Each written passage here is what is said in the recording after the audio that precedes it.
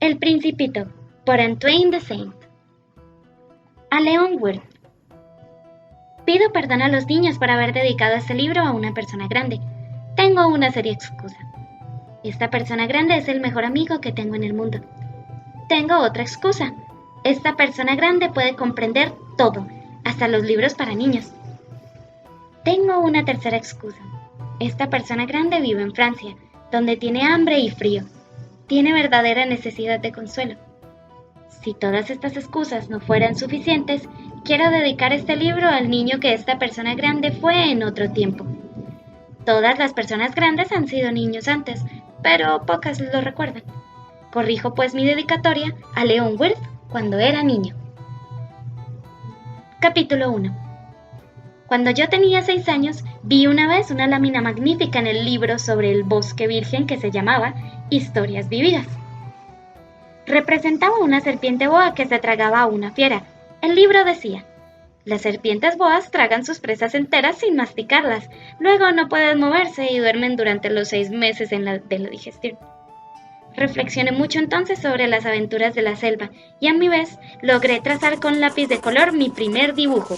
Mostré mi obra maestra a las personas grandes y les pregunté si mi dibujo les asustaba. Me contestaron: ¿por qué habría de asustarme un sombrero? Mi dibujo no representaba un sombrero, representaba una serpiente boa que digería un elefante. Dibujé entonces el interior de la serpiente boa a fin de que las personas grandes pudieran comprender. Siempre necesitan explicaciones. Las personas grandes me aconsejaron que dejara a un lado los dibujos de serpiente boas abiertas o cerradas y que me interesara un poco más en la geografía, la historia, el cálculo y la gramática. Así fue como, a la edad de 6 años, abandoné una magnífica carrera de pintor. Estaba desalentado por el fracaso de mi dibujo número 1 y de mi dibujo número 2. Las personas grandes nunca comprenden nada por sí solas y es cansador para los niños tener que darles siempre y siempre explicaciones. Debí, pues, elegir otro oficio y aprendí a pilotear aviones. Volé un poco por todo el mundo. Es cierto que la geografía me sirvió de mucho. Al primer golpe de vista estaba en condiciones de distinguir China de Arizona. Es muy útil si uno llega a extraviarse durante la noche. Tuve así en el curso de mi vida muchísimas vinculaciones con muchísima gente seria. Viví mucho con personas grandes, las he visto muy de cerca. No he mejorado excesivamente mi opinión. Cuando encontré a alguna que me pareció un poco lúcida, hice la experiencia de mi dibujo número 1, que siempre he conservado. Quería saber si era verdaderamente comprensiva, pero siempre me respondían: «es un sombrero». Entonces no le hablaba ni de serpientes boa, ni de bosques vírgenes, ni de estrellas. Me colocaba a su alcance. Le hablaba de bridge, de golf, política y de corbatas. Y la persona grande se quedaba muy satisfecha de haber conocido un hombre tan razonable. Capítulo 2. Viví así, solo, sin nadie con quien hablar verdaderamente, hasta que tuve una pane en el desierto de Sahara, hace 6 años. Algo se había roto en mi motor, y como no tenía conmigo ni mecánico ni pasajeros, me dispuse a realizar, solo, una reparación difícil. Era para mí cuestión de vida o muerte. Tenía agua de beber apenas para 8 días. La primera noche dormí sobre la arena a 1000 millas de toda tierra habitada. Estaba más aislado que un náufrago sobre una balsa en medio del océano. Imaginaos, pues, mi sorpresa cuando al romper el día me despertó una extraña vocecita que decía: «Por favor, dibújame un cordero». «¿Eh? Dibújeme un cordero». Me puse de pie de un salto, como golpeado por un rayo.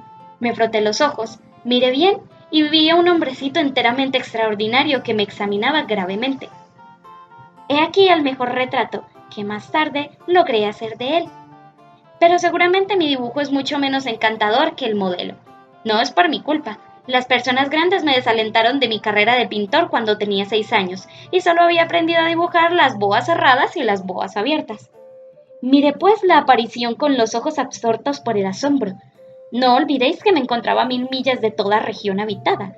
Además, el hombrecito no me parecía ni extraviado, ni muerto de fatiga, ni muerto de hambre, ni muerto de sed, ni muerto de miedo. No tenía en absoluto la apariencia de un niño perdido en medio del desierto, a 1000 millas de toda región habitada. Cuando al fin logré hablar, le dije: «¿Pero qué haces aquí?». Repitió entonces muy suavemente como si fuese una cosa muy seria. Por favor, dibújeme un cordero. Cuando el misterio es demasiado impresionante, no es posible desobedecer. Por absurdo que me pareciese, a 1000 millas de todo lugar habitado y en peligro de muerte, saqué del bolsillo una hoja de papel y una estilográfica. Recordé entonces que había estudiado principalmente geografía, historia, cálculo y gramática, y dije al hombrecito, con un poco de mal humor, que no sabía dibujar. Me contestó, no importa, dibújame un cordero. Como jamás había dibujado un cordero, rehice uno de los únicos dibujos que era capaz de hacer, el de la boa cerrada. Quedé estupefacto cuando oí al hombrecito que me respondía, no quiero un elefante dentro de una boa. Una boa es muy peligrosa y un elefante muy embarazoso. En mi casa todo es pequeño, necesito un cordero, dibújame un cordero. Entonces dibujé. El hombrecito miró atentamente luego y dijo, no, este cordero está muy enfermo, haz otro. Yo dibujaba. Mi amigo sonrió amablemente con indulgencia. ¿Ves? No es un cordero, es un carnero. Tiene cuernos. Rehice pues otra vez mi dibujo, pero lo rechazó como a los anteriores. Ese es demasiado viejo, quiero un cordero que viva mucho tiempo. Entonces, impaciente, como tenía prisa por comenzar a desmontar mi motor, garabateé este dibujo y le largué. Esta es la caja. El cordero que quieres está adentro. Quedé verdaderamente sorprendido al ver iluminarse el rostro de mi joven juez. Es exactamente como lo quería. ¿Crees que necesitará muchas hierbas este cordero? ¿Por qué? Porque en mi casa todo es pequeño. Alcanzará seguramente. Te he regalado un cordero bien pequeño. Inclinó la cabeza hacia el dibujo. No tan pequeño. Mira, se ha dormido. Y fue así como conocí al Principito. Capítulo número 3. Necesité mucho tiempo para comprender de dónde venía. El Principito, que me acosaba a preguntas, nunca parecía oír las mías, y solo por palabras pronunciadas al azar pude, poco a poco, enterarme de todo. Cuando vio mi avión por primera vez, no dibujaré mi avión porque es un dibujo demasiado complicado para mí, me preguntó, ¿qué es esta cosa? No es una cosa, vuela, es un avión, es mi avión. Y me sentí orgulloso haciéndole saber que volaba. Entonces exclamó, ¿cómo? ¿Has caído del cielo? Sí, dije modestamente. ¡Oh, qué gracioso! Y el Principito soltó una magnífica carcajada que me irritó mucho. Deseo que se tome en serio mis desgracias. Después agregó, entonces, ¿tú también vienes del cielo? ¿De qué planeta eres? Entreví rápidamente una luz en el misterio de su presencia y pregunté bruscamente, ¿vienes pues de otro planeta? Pero no me contestó. Meneaba la cabeza suavemente mientras miraba el avión. Verdad es que en esto no puede haber venido de muy lejos. Y se hundió en un ensueño que duró largo tiempo. Después sacó el cordero del bolsillo y se abismó en la contemplación de su tesoro. Imaginaos cuánto pudo haberme intrigado esa semiconfidencia sobre los otros planetas. Me esforcé por saber algo más. ¿De dónde vienes, hombrecito? ¿Dónde queda tu casa? ¿A dónde quieres llevar a mi cordero? Después de meditar en silencio, respondió, me gusta la caja que me has regalado, porque de noche le servirá de casa. Seguramente. Y si eres amable, te daré también una cuerda para atarlo durante el día y una estaca. La proposición pareció disgustar al Principito. ¿Atarlo? ¡Qué idea tan rara! Pero si no lo atas, se irá a cualquier parte y se perderá. Mi amigo tuvo un nuevo estallido de risa. Pero, ¿a dónde quieres que vaya? A cualquier parte, derecho, siempre adelante. Entonces el Principito observó gravemente. No importa, mi casa es tan pequeña, y con un poco de melancolía quizá agregó, derecho, siempre adelante de uno, no se puede ir muy lejos. Capítulo 4. Supe así una segunda cosa muy importante. Su planeta de origen era apenas más grande que una casa. No podía sorprenderme mucho. Sabía bien que fuera de los grandes planetas como la Tierra, Júpiter, Marte, Venus, que tienen nombre, hay centenares de planetas, a veces tan pequeños que a veces se les puede ver con el telescopio. Cuando un astrónomo descubre algo, le da un número por nombre. Lo llama, por ejemplo, el asteroide 3251. Tengo serias razones para creer que el planeta de donde venía el Principito es el asteroide B612. Este asteroide solo ha sido visto una vez con el telescopio en 1909 por un astrónomo turco. El astrónomo hizo entonces una gran demostración de su descubrimiento en un congreso internacional de astronomía, pero nadie le creyó por culpa de su vestido. Las personas grandes son así. Felizmente para la reputación del asteroide B612, un dictador turco obligó a su pueblo, bajo pena de muerte, a vestirse a la europea. El astrónomo repitió su demostración en 1920 con un traje muy elegante, y esta vez todo el mundo compartió su opinión. Si os he referido estos detalles acerca del asteroide B612 y si os he confiado su número es por las personas grandes. Las personas grandes aman las cifras. Cuando les habláis de un nuevo amigo, no os interrogan jamás sobre lo esencial. Jamás os dicen, ¿cómo es el timbre de su voz? ¿Cuáles son los juegos que prefiere? ¿Colecciona mariposas? En cambio os preguntan, ¿qué edad tiene? ¿Cuántos hermanos tiene? ¿Cuánto pesa? ¿Cuánto ganan sus padres? Solo entonces creen conocerle. Si decís a las personas grandes, he visto una hermosa casa de ladrillos rojos con geranios en las ventanas y palomas en el techo, no acertarán a imaginarse la casa. Es necesario decirles, he visto una casa de 100.000 francos. Entonces exclaman, ¡qué hermosa es! Si les decís, la prueba de que el Principito existió es que era encantador, que reía y que quería un cordero, querer un cordero es prueba de que se existe. Se encogerán de hombros y os tratarán como se trata a un niño. Pero si les decís, el planeta de donde venía es el asteroide B612, entonces quedarán convencidos y os dejarán tranquilos sin preguntaros más. Son así y no hay que reprocharles. Los niños deben ser muy indulgentes con las personas grandes. Pero claro está, nosotros que comprendemos la vida, nos burlamos de los números. Hubiera deseado comenzar esta historia a la manera de los cuentos de hadas. Hubiera deseado decir, había una vez un principito que habitaba un planeta apenas más grande que él y que tenía necesidad de un amigo. Para quienes comprenden la vida, habría parecido mucho más cierto, pues no me gusta que se lea mi libro a la ligera. Me apena tanto relatar estos recuerdos. Hace ya 6 años que mi amigo se fue con su cordero. Si intento describirlo aquí es para no olvidarlo. Es triste olvidar un amigo. No todos han tenido un amigo. Y puedo transformarme como las personas grandes que no se interesan más que en las cifras. Por eso he comprado una caja de colores y de lápices. Es penoso retomar el dibujo a mi edad, cuando no se ha hecho más tentativa que la de la boa cerrada y la de la boa abierta, a la edad de 6 años. Trataré, por cierto, de hacer los retratos los más parecidos posibles, pero no estoy enteramente seguro de tener éxito. Un dibujo va y el otro no se parece más.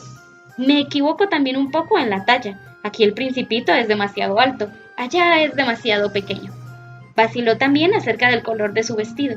Entonces, ensayo de una manera u otra, bien que mal. He de equivocarme, en fin, sobre ciertos detalles más importantes, pero habrán de perdonárseme. Mi amigo jamás daba explicaciones.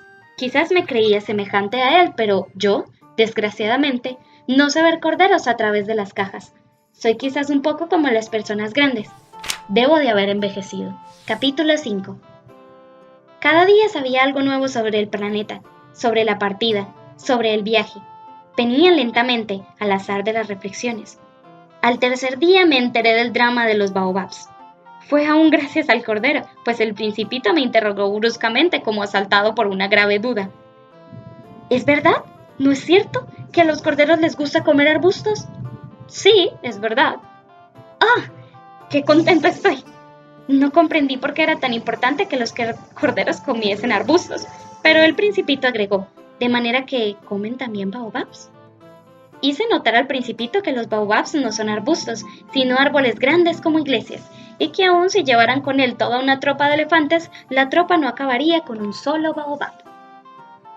La idea de la tropa de elefantes hizo reír al Principito. Habría que ponerlos unos sobre otros, y observó sabiamente. Los baobabs antes de crecer comienzan por ser pequeños. Es cierto, pero ¿por qué quieres que tus corderos coman baobabs pequeños? Me contestó. Bueno, vamos, como si ahí estuviera la prueba, y necesité un gran esfuerzo de inteligencia para comprender por mí mismo el problema. En efecto, en el planeta del Principito, como en todos los planetas, habían hierbas buenas y hierbas malas, como resultado de buenas semillas de buenas hierbas y de malas semillas de malas hierbas. Pero las semillas son invisibles, duermen en el secreto de la tierra hasta que a una de ellas se le ocurre despertarse. Entonces se estira y tímidamente al comienzo crece hacia el sol, una encantadora briznilla inofensiva. Si se trata de una briznilla de rabanito o de rosal, se la puede dejar crecer como ella quiere. Pero si se trata de una planta mala, debe arrancarse la planta inmediatamente en cuanto se ha podido reconocerla. Había pues semillas terribles en el planeta del Principito, eran las semillas de los baobabs. El suelo del planeta estaba infestado, y si un baobab no se arranca a tiempo, ya no es posible desembrarse de él. Invade todo el planeta, lo perfora con sus raíces, y si el planeta es demasiado pequeño y si los baobabs son demasiado numerosos, lo hacen estallar. Es cuestión de disciplina, me decía más tarde el Principito. Cuando uno termina de arreglarse por la mañana, debe hacer cuidadosamente la limpieza del planeta. Hay que dedicarse regularmente a arrancar los baobabs en cuanto se los distingue entre los rosales, a los que se parecen mucho cuando son muy jóvenes. Es un trabajo muy aburrido, pero muy fácil. Y un día me aconsejó que me aplicara a lograr un hermoso dibujo para que entrara bien en la cabeza de los niños de mi tierra. Si algún día viajan, me decía, podrá serles útil. A veces no hay inconvenientes en dejar el trabajo para más tarde, pero si se trata de los baobabs es siempre una catástrofe. Conocí un planeta habitado por un perezoso. Descuidó 3 arbustos. Y según las indicaciones del Principito, dibujé aquel planeta. No me gusta adoptar tono de moralista, pero el peligro de los baobabs es tan poco conocido y los riesgos corridos por quien se extravíe en un asteroide son tan importantes que por una vez salgo de mi reserva y digo, niños, cuidado con los baobabs, para prevenir a mis amigos de un peligro que desde hace tiempo los acecha como a mí mismo, sin conocerlo. He trabajado tanto en este dibujo. La lección que doy es digna de tenerse en cuenta. Quizás os preguntaréis, ¿por qué no hay en este libro otros dibujos tan grandiosos como el dibujo de los baobabs? La respuesta es bien simple. He intentado hacerlo, pero sin éxito. Cuando dibujé los baobabs, me impulsó el sentido de la urgencia.